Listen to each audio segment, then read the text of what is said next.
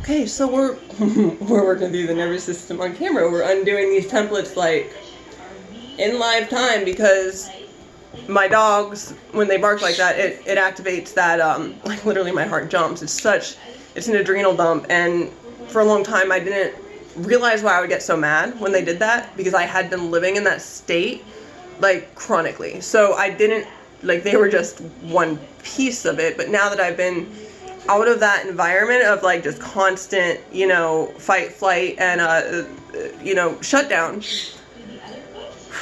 like that adrenaline dump hits a little different. And then because that's activated in me and my daughter, she starts to reflect that frustration, and then she starts acting up too. So it is an instant manifestation. You can see, I see it ping pong. As soon as I get activated from that dog barking, my nervous system reflects her and her responses too.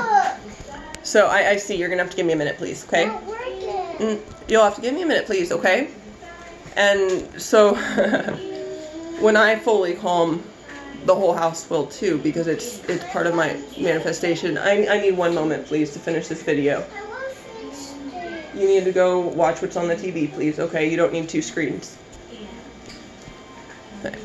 That's part of why I haven't done this channel yet, because it... Okay. Mom life! So templates, back to that. This is just fantastic. Oh my gosh, is my brain going to be able to just go in a straight line? Templates, we're undoing them right now, because I know that the fact that I'm frustrated is my ego, right? So we're removing it. We're letting those sensations fade. Bringing myself back to that ventral state and that more clear state that's not, you know, flying off the handles like I have been a little bit this week. And that's what, but it was observing myself and how quickly that energy started moving, and just realizing that while the information I'm seeing is valid, it doesn't need to be moving like that. And so that's my cue that something's going on. And so, like, with these templates, like, it affects our reality, right? Because if we're light beings and vibrational beings, what these templates are kind of doing is they're capping the source element, light. So it's like it's like a lampshade, or like, you know, if you see those projects on Pinterest where you have a tin can and you poke holes, you know, to make a design, and then stick it over the light, and that's what you see. Like, it's kind of like that.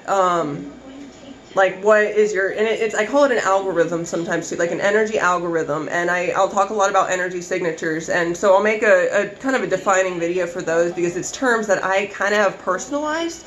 But I feel like once you comprehend, like, I'm kind of making my own model, and it's anyway. So the templates, you're deconstructing things. I see it almost as a demanifestation of the old reality, and you're not even really manifesting a new reality. You're demanifesting the old. But what happens if you only do that is you're left with this big blank space that becomes its own vortex too, and it's this central region almost.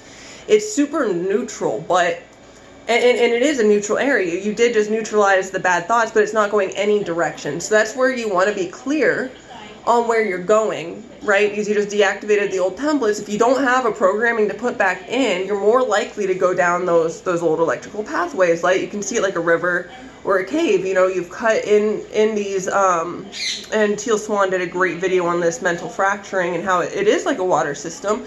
And I loved that, because that's how I had kind of like worked my way back, and I did it a lot. Like, I didn't know how I felt.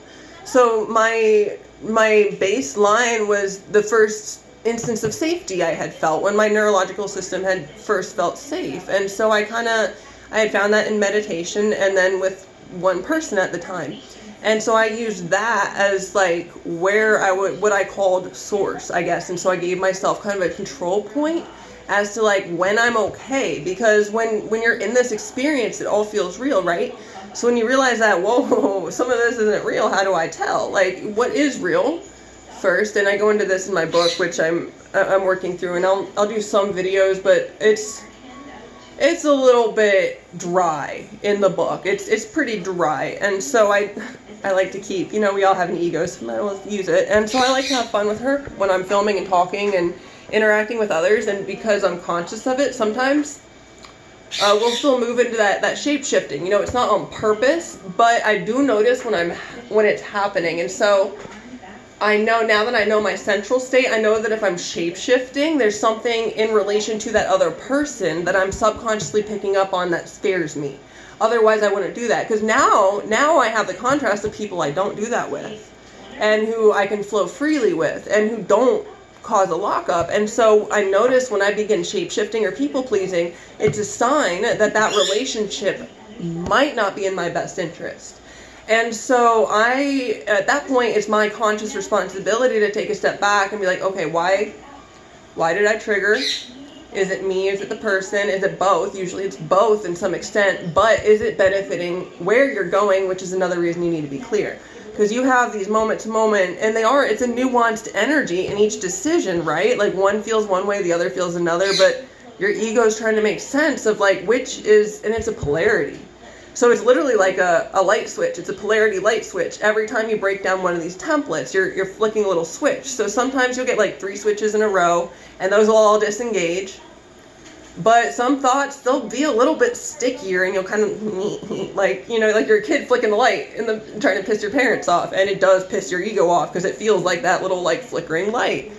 And so when we get to those moments, they are so nuanced. I feel that when we're learning to manifest like these, just go with the best feeling thought, like it's your options aren't really great. And when it's one of those like ew like moments, you just kind of breathe and let it go. So that's where you're going to drop out of the mind completely and come into the body to deactivate that template. But when you do that, which is I started doing that more than writing a story, it became this big empty spiral. And that was because I was indecisive, right?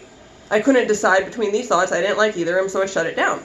But the underlying point is my confidence is too low to make a true decision. I didn't know what I wanted the new story to be. So I just disengaged it because I knew at least that's better than where I was. And so, but we still have to backtrack and kind of pay attention to when one of the concepts we shifted to missed a part, and it got us out of one reality into another, but we're working our staircase. And it's like a strategy staircase based on the template, I guess. And so these templates have different themes, right? These are a lot of our political issues. So we have gender. That's a template. I worked on that one hell a lot. We have mental illness, that's a template. We have race. We have, especially in relationships, we have distance. You'll see that template a lot in twin flames. Religion would be a template.